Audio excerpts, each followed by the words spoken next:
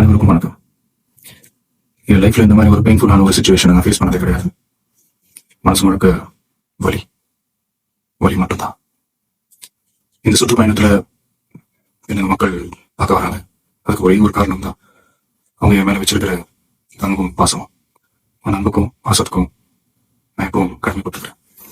அதனாலதான் இந்த சுற்றுப்பயணத்துல மற்ற எல்லா விஷயங்களையும் தாண்டி மக்களுடைய சேஃப்டி, அதுல எந்த காம்ப்ரமைஸும் பண்ணிடக்கூடாதுன்றதுக்காக தான் அது என் மனசுல ரொம்ப ஆழமா இருக்கும் இந்த எண்ணம்.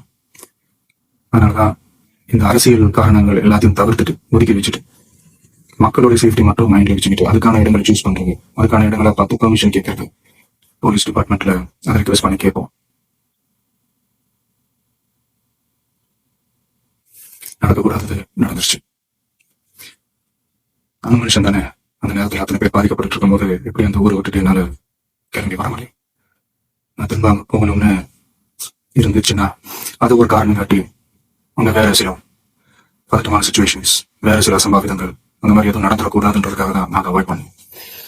இந்த நேரத்துல சொந்தங்களை இழந்து தவிக்கிற அத்தனை குடும்பங்களுக்கும் என்னோட ஆழ்ந்த இடங்களை தெரிவிச்சுக்கிறேன். எனக்கு தெரியும் என்ன சொன்னாலும் இது இடையாகாதுன்னு எனக்கு தெரியும். ஹாஸ்பிட்டல்ல ட்ரீட் பண்ணிட்டு இருக்கிறேன். எல்லாருமே சீக்கிரமா கியூர் ஆகி வரணும்ன்றது இந்த நேரத்துல நான் வேண்டிக்கிறேன். கூடிய சீக்கிரமே உங்க எல்லாரையும் நான் சந்திக்கிறேன். இந்த நேரத்துல எங்களுடைய வழிகளை, எங்களுடைய நிலைமையை புரிஞ்சுக்கிட்டு எங்களுக்காக பேசின அரசியல் கட்சிகளை சார்ந்த நண்பர்கள், தலைவர்கள் அனைவருக்கும் என்னுடைய நன்றியை தெரிவிச்சுவேன்.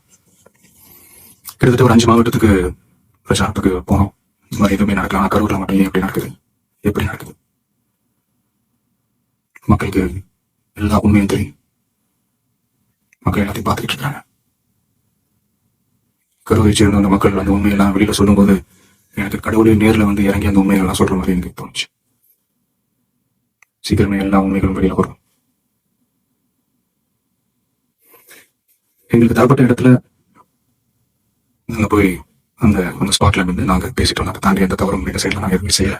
பட் இருந்தாலும் எங்க கட்சியை சேர்ந்த நிர்வாகிகள், தோழர்கள் மேல எஃப்ஐஆர், அது மட்டும் சோசியல் மீடியாவை சேர்ந்த நண்பர்கள், தோழர்கள் அவங்க மேல எஃப்ஐஆர் எல்லாம் போட்டு பிடிச்சிட்டு இருக்காங்க. சிஎம் சார், உங்களுக்கு ஏதாவது இந்த பழி வாங்கணும் அப்படின்ற எண்ணம் ஏதாவது இருந்துச்சுன்னா என்ன வேணாலும் பண்ணுங்க. அவங்க மேல கேட்காதீங்க. நான் உங்க வீட்டில் இருப்பேன், நான் ஆஃபீஸில் இருப்பேன். என்ன வேணாலும் செய்யுங்க. நண்பர்களே, தோழர்களே, நம்மளோட அரசியல் பயணம் இன்னும் ஸ்ட்ராங்கரா, இன்னும் தைரியத்தோட